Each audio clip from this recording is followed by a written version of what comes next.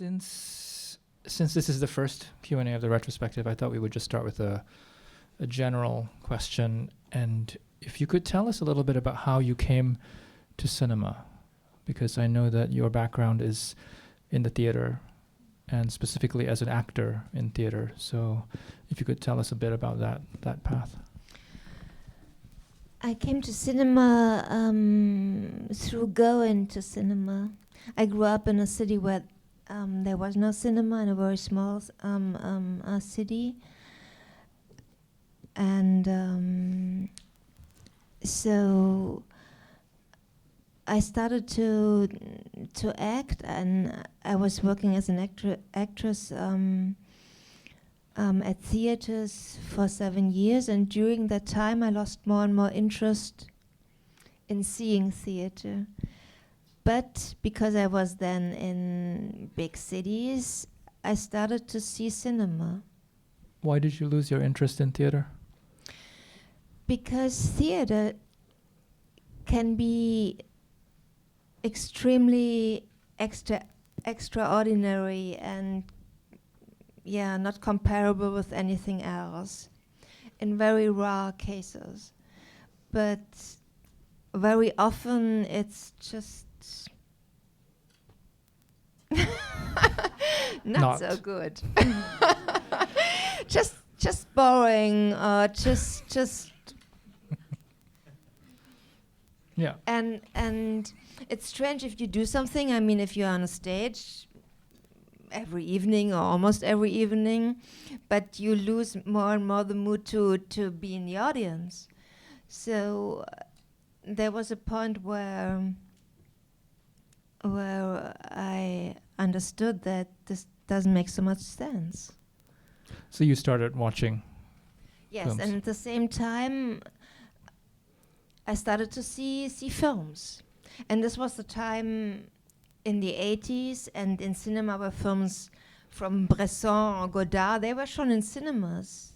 You don't have to buy it for home, but they had releases, and so, and I found out that there I saw something I was looking for, and why I was starting to act, but in a completely different, not way, completely different at the same time. So you went to film school at that point? Yes, I went to film school then. And it was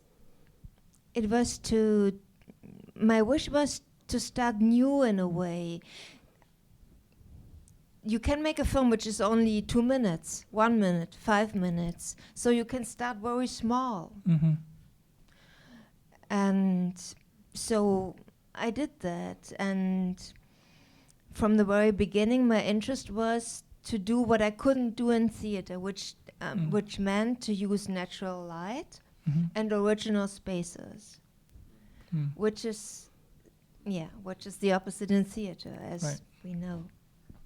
Yeah, I'm curious to hear you talk about this, this formative early period, because we are showing films from across your career, and we're actually showing some of the films you made when you were a film student, in short programs, and it's interesting to see that your language is already quite developed as a film student. So I'm just wondering if you can talk about that period a little bit more. You studied at the DFFB in Berlin. I studied at the DFFB, but when I started there, I was already 28. Right. And in that period, this was normal. It was not like now that the film students, they decide to study film when they are 20 or after school or whatever. So I was 28, and from the very beginning I was very happy about the chance to find something out with instruments. Mm-hmm. Not only with my body on stage, but with something in my hand, like a camera. Mm-hmm. And so you studied with people like Harun Farocki, Hartmut Bitomsky. yes, I mean Harun Farocki. I didn't knew him so good, but it was Hartmut Pitomsky. Peter Nestler was there too. Peter Nestler. But and it's interesting, Frida Grafe, which was right. important, and Helmut Färber. Mm-hmm. So a lot. I mean, it seems like a lot of filmmakers who are associated maybe more with documentary, But this has to do with the fact that the documentaries were more interesting than the fiction in that time. I'm curious what you see your relationship to documentary in your cinema. It's I think there's an interesting connection. I wouldn't call your films documentary, but I feel like there's a connection to the real. There's a physicality, there's a materiality, and an interest in the concrete. But there's also a real interest in narrative and fiction. Yes. I tried to make a documentary during film school at the seminar of Peter Nestler, and it felt I couldn't deal with the fact that I use something I don't create. When you do a documentary, you decide to work with people as you do it in a fiction, but I mean, you just ask questions, for example, and then they give you something, and then they appear, and I couldn't handle. It's not easy to describe. Maybe I describe it with an example. Mm-hmm. I did the only documentary I ever tried to do was in Prague. This film is also shown, and part of this film were interviews, and I asked people on the street I did not know if you would make a present now to someone you love, what would it be? And I don't speak Czech. I have family there, but I never learned it. So I had a piece of paper where the question was written, and they answered, and I didn't understand the answers. And when I was back home, I saw the material, and I had a translator, and I saw what I already was aware of when I did it, that they, for what reason ever, because it was just unusual to hear that question on the street, answered very open. And this openness, I had the feeling I use it in a way I'm not allowed. I kind of, not a trick, trick is the wrong word, but I thought I used something which I'm not allowed to use, because they are not aware in that moment what they show me. So I put all the interviews out of the film, and I never did a documentary again. And I thought it's better I take the responsibility of what they do, and I tell them what they shall do, and then it's kind of, that they are more safe, that it's more controlled. So, okay, we don't have a whole lot of time for the Q&A, so I'm just going to turn to the film that we just saw and ask you a couple of questions, and then we'll open it up to the audience. I was watching an interview that you did today, and there was a line in it that I really loved, and you said that it is impossible to imagine a person without a room around them. It's like it's impossible to imagine people without spaces. And that to me seems to sum up so much about your cinema, just this idea of bodies and spaces. So I wanted to ask you about actually, I guess maybe space to start with, and the process of finding the spaces for your films. We were talking a little bit about this during the screening, but what is that process like for you? And do you already have the script before you look for locations? Do the locations change your script in any way? What is the process of finding space for you? Yes, it's different. Sometimes when I write a script, there are scenes I know the space, and I write them with the space in mind, and sometimes I imagine the space, and if I imagine it, then it has to be found after writing the script. And this can be a difficult process, and it often takes a long time, because the spaces do not exist as I imagine them. But during that process, which is over months, then I see spaces I'm interested in, and I did not knew them before. So yeah, it happens that I change scenes because a movement in this found space is possible, but only in a different way. So I change scenes. I change what I've written when I found a space which is connected to the scene, but not exactly what I imagined. So how would could you maybe talk about that in relation to this film, I Was at Home But? What was that process like in terms of what kinds of spaces were you looking for? And maybe just with one example, in the beginning of the film with the animals. Mm-hmm. So I wrote the scene with the animals. There were these 3 animals, and I wanted them to have a space. So because they are animals, I thought of a stable, which is normal. Logical, yes. So, and then we were in Croatia for location scouting, and we found a village which was almost abandoned, and we went in houses which were open. No one lived there anymore for many years, and we found this space which is seen now, and this was a schoolhouse. So there is this little stage which is maybe it's not so much visible, but it is visible when the dog goes in direction of the donkey. He goes one step down. There's a little stage, and if I imagine, I would have written these animals live in an abandoned schoolhouse in a film where school plays an important role, because you see children rehearsing Hamlet in a classroom. I would have thought, isn't that all too much? But seeing that space, it was immediately clear that I want to shoot it there. So this is a very, this is a very nice process of using a space, of finding out something through location scouting. Mm-hmm. Others are more complicated because, yes, as I said, I change things then. Right.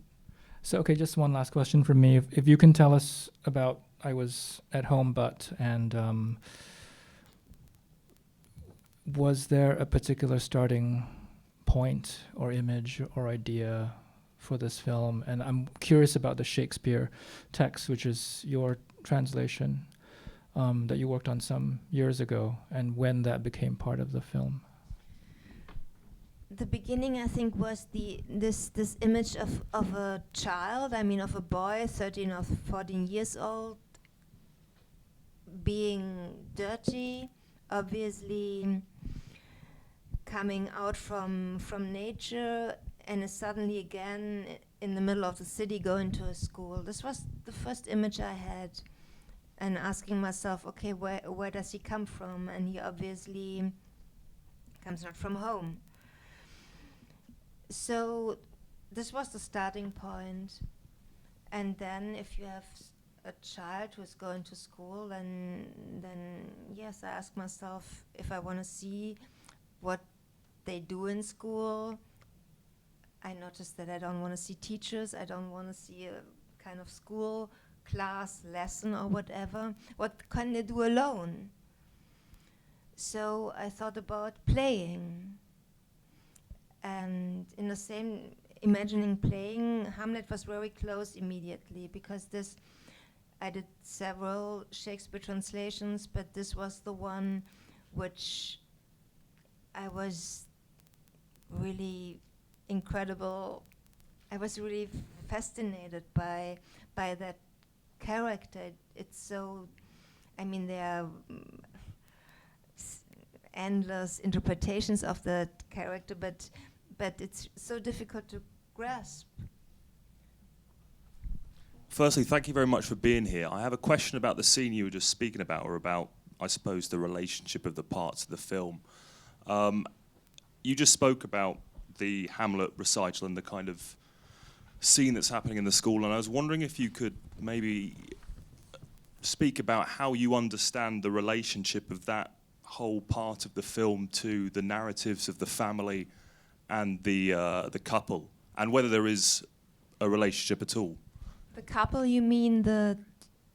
Who are discussing not having a child, yeah. If there's any relationship between the kind of anything that's happening in the school and the family and the couple, yeah.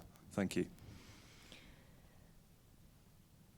The relationship is just the fact that this boy goes again to school and he's doing something in school. And I decided that he's playing. It's simple like that. And on the other hand, this Shakespeare piece Hamlet is so complex that it's very simple, that it's almost difficult to avoid, to connect it with the story. I mean, Hamlet lost his father, his mother's living with a new person, but I mean, how Shakespeare writes, this is so, how can I say that? I mean, this gets so above the concrete story and is so, help me. No, I mean, I did not, the question you asked me was not a rational decision that I said, okay, this is great, Hamlet has no father and this child has also no father. Not at all. I know Hamlet since 20 years. I know that he has no father. I don't think about it. I just wanted to see this boy saying these lines. Because in a way, when I imagine a child going in the woods, living alone, and it's not hot summer, and it's kind of a confrontation with a frontier, which he cannot feel when he stays at home. And the idea then to say this child, to make this child saying lines about death, about dying, and dying in the end, is not so, yeah, it's quite close. It's easy to relate. Okay, I make myself Okay. Yes, standing. Hi, thanks for the wonderful film and for coming here. This is my second watch of the film, and I was noticing a lot of very specific kind of framing. The visual language is very specific. It reminded me a little bit of Ozu and Bresson and the transcendental theory that Paul Schrader talks about. So I wanted to ask you, how do you collaborate with your director of photography about these choices? This is a specific question because this is the first film I did with this DOP. I did all my films with the same DOP, and here I worked the first one with another one, the first time with another one, and probably it's not visible. It's another DOP. So what does that mean? That means that I work through image. When I write, I imagine an image, and film is for me telling through an image. And if I have no idea of framing or light or space, I cannot continue writing because then I don't know how to decide what shall follow.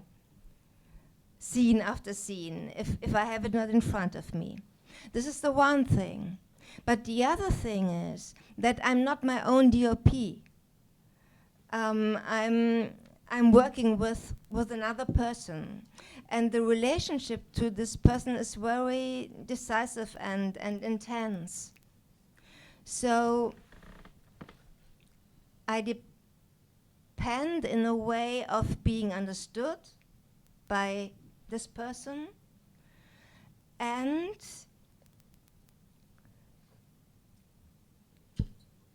yes, having the wish to proceed with me. And for example, because we did not know each other before, when we shot that film, we used every possibility getting to know each other. Like we did the whole casting together, we did the whole location scouting together, which was great for me. So we have a close relationship meanwhile through this work, and want to do this next film together. So you understand that this is very important, and this person cannot be easy substitute. That's why I did all the others with the same. So it's very important on one hand. On the other hand, an image is not possible without me.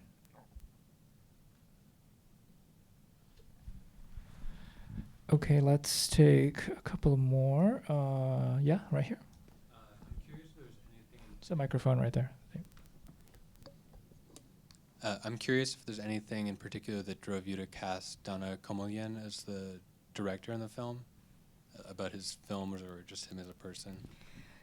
I met Dana.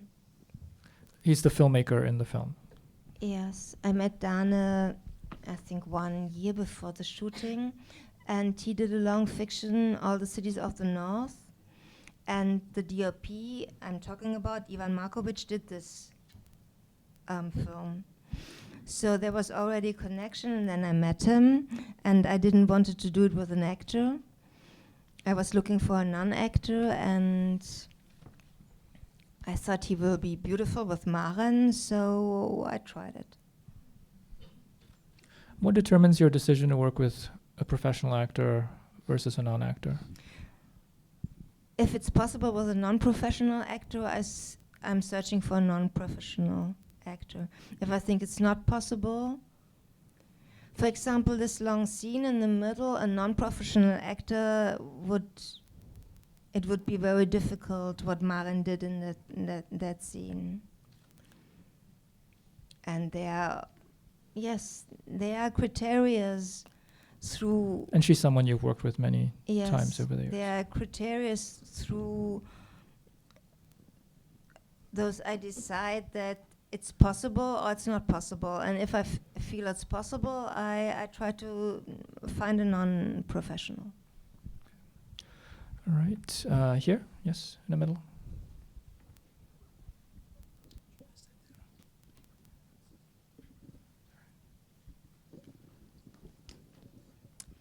It seems in the film that many sounds were amplified, like we hear the flickering of the neon light, the boy undoing his shoelaces, and I was wondering why you made that choice.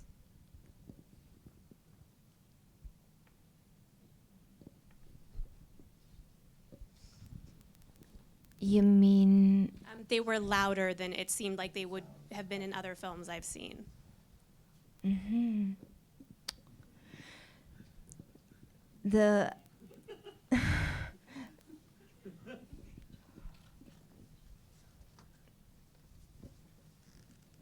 I don't know whether I have the same... I see it or I hear it as you hear it. The film, there's a lot of sound design in that film, and I found out in the last years that this is a possibility I didn't use as much before to create something, an atmosphere or whatever, and an atmosphere. And for that reason, it's like it is. It's hard to describe it different. Okay, we will take one final question. Let's go to the back. Yep.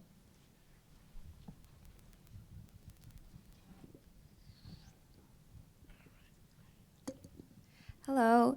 Thanks so much for being here. Your films have been a great influence on me and your storytelling. And when you were describing cinema as you saw something that you were looking for, I experienced that with your films. So that's the first thing. And then second, my question. I'm curious to hear about your thought process in storytelling amidst music. That you have the sequence of visuals during the David Bowie song. I'm curious how, if you approach the visuals differently, or maybe I should say the editing differently when there's music versus when there's no music, or any thoughts about that part of the story. For me, music plays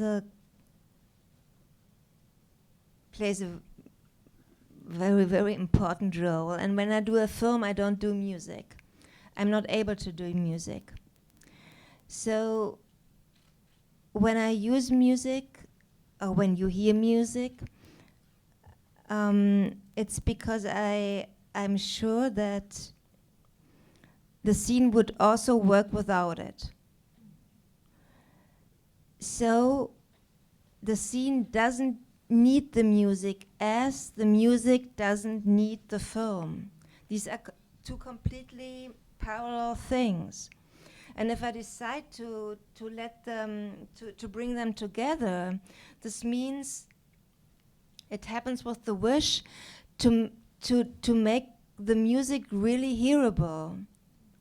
So it's not like a soundtrack where music just comes and goes, and in the end you feel that you heard music, but you're kind of overwhelmed. And I want to make the music hearable.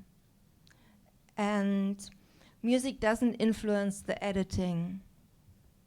If you find the right music, then it goes together with the edit. I don't remember any moment where I changed the editing because of the music. And also, I use very, very less music. If music is, if you have the feeling that there is music in my film, it's not because there's so much music. There's very, very less music. I made films without any music, and in most of them, there's only one piece. But this doesn't mean that I'm not interested in music. It means the contrary, that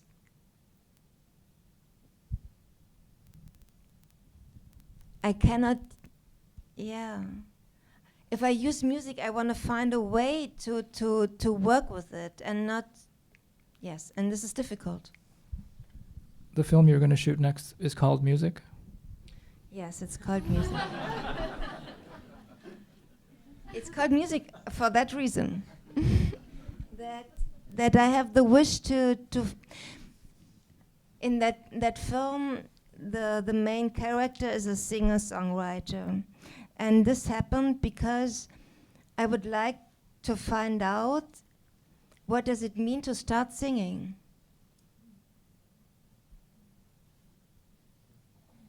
What does it mean? Why do you sing? What is possible with singing, which is not possible with speaking? There are so many questions around that. Great, we will leave it there. I hope people come back to see the other films. We're actually showing Angela's first feature in a little bit, and she'll introduce it, and she's back tomorrow for Marseille, or afternoon. She's going to introduce a film by Maurice Biala as well. So thank you so much for being here. Thank you.